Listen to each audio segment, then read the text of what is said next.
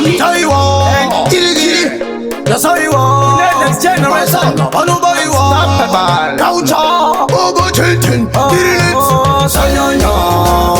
Kupapakwa Eta, Wadenga Wangani, Sayanya,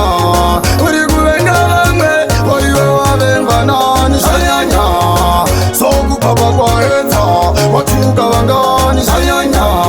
Urigutuka Wangwe, Waiwa Watuka Nani, Kongueta Wamtomokse, Kupakuma 6 kuno bata kumache, Wapo, Unenge Wasora Vante, Karikuta Tumi, Uyani Venua, Kaunu Kenua Iwakasipo, Uchawati Wakirineti Kutaitelo, Chapeura Mocha, Uraisane Vamwevo, Changai Mafunga, Sadaiso, Sayanya, Kupapakwa Eta, Wadenga Wangani, Sayanya, Uriguenga Wangwe, Waiwa Wangani, Sayanya, So Kupapakwa Eta, Watuka Wangani, Sayanya,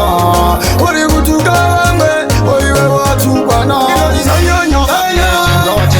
Kindo Sanda, Foshoro Nepeki, Mwana wangu Junior, Seremudi, Dolmbongo, Mandopeza Kanafiki, Sayanya, Kupapakwa Eta, Wataura Wangani, Sayanya, Urigutaura Wangwe, Iwewe Watuka Nani, Sayanya, Kupapakwa Eta, Wadenga Wangani, Sayanya, Uriguenga Wangwe, Waiwa Wangani, Sayanya,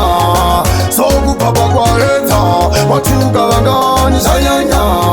Urigutuka Wangwe, Waiwa Watuka Nani, Kongueta Wamtomokse, Kupakuma 6 kuno bata kumache, Wapo, Unenge Wasora Vante, Karikuta Tumi, Uyani Venua, Kaunu Kenua Iwakasipo, Uchawati Wakirineti Kutaitelo, Chapeura Mocha, Uraisane Vamwevo, Changai Mafunga, Sadaiso, Sayanya,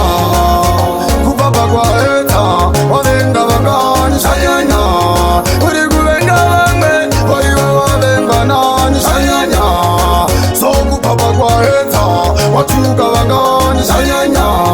Urigutuka Wangwe, Waiwa Watuka Nani, Sayanya, Kindo Sanda, Foshoro Nepeki, Mwana wangu Junior, Seremudi, Dolmbongo, Mandopeza Kanafiki, Sayanya, Kupapakwa Eta, Wataura Wangani, Sayanya, Urigutaura Wangwe, Iwewe